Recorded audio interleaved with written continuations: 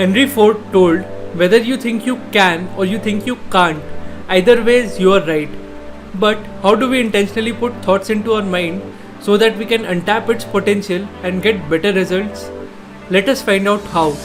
Hello everyone, I am Sunil Poddar. I am a mindset hacker and I help people gain self-clarity so that they can live an empowered and happy life using the power of mindset. The results that we get in outer world is the reflection of who we are in our inner world. Ever seen two people reacting completely differently to the same situation? Yes, that's what I'm talking about. The kind of actions that we take and kind of decisions that we make is mostly subconscious.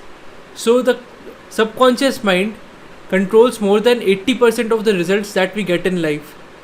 So if we are able to untap its potential, we can make better decisions and take better actions so that we can get better results. Let me show you how.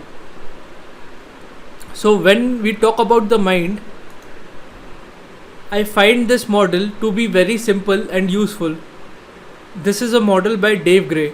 So now imagine an elephant upon which there is a monkey, and inside the elephant there is a lizard. The monkey thinks it's in control, but when in fact the elephant is control, it will go wherever it wants to go.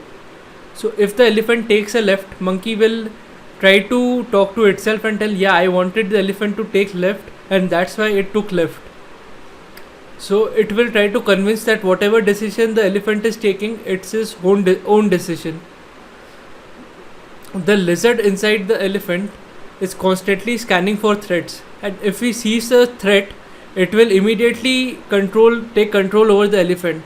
But it has some primitive controls such as fear or anxiety and all these kind of emotions. This system represents our mind. The monkey is the conscious mind which constantly chatters. Sometimes it talks to itself and other times it tries to communicate with the lizard and the elephant. If the elephant understands what monkey is saying, it will take the correct course and it will change its course. Otherwise it won't. The elephant represents the subconscious mind. It is a little difficult to communicate with this part of the mind, but if you can communicate successfully, it will produce massive results. And the lizard is the limbic system, which is the primitive brain which controls all the immediate actions. To gain full control of the mind, we have to calm the lizard and we have to guide the elephant. But how do we do that? So let me show you how we do that in the 4 dimensions. When it comes to the mental dimension, it depends on the kind of question that we ask ourselves. If we ask, see, the subconscious mind has answers to all our questions. So if we ask why are we a failure, it will give you exactly why are you a failure. But if we ask how can we get out of this situation and how can I turn my life around, it will give you that answer too.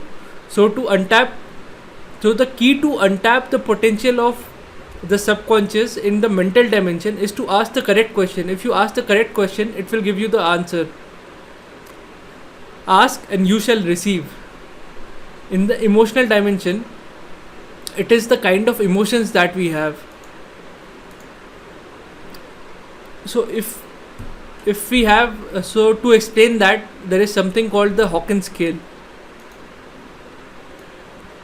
The lower half of the scale is the negative emotions. The upper half of the scale are the positive emotions. And in the upper half of the scale is where, when we have positive emotions such as acceptance, love, joy, peace, we can untap the potential of the subconscious mind. When it comes to the physical dimension, we have to be aware of our choices. External events happen to us and we have little to no control over it. But how we choose to respond to it is in our hand. So we have to be aware of the choices. If an external event happens to us, we have to think about the choices that we have and how can we respond to it. And when it comes to the spiritual dimension, it is all about flow. When we are in a state of flow, we become the best version of ourselves, and we untap the subconscious mind. But what drives flow? How can we get into this state? So there are three things that can drive flow. One thing is passion. If we do something passionately, it will drive flow.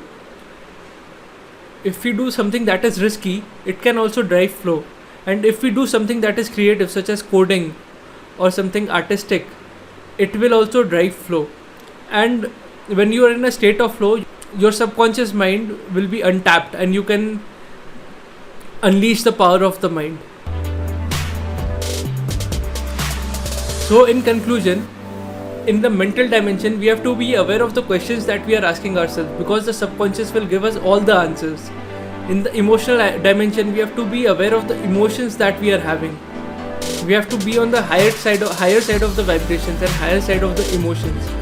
In the physical dimension, we have to think about the kind of choices that we have when an external situation happens.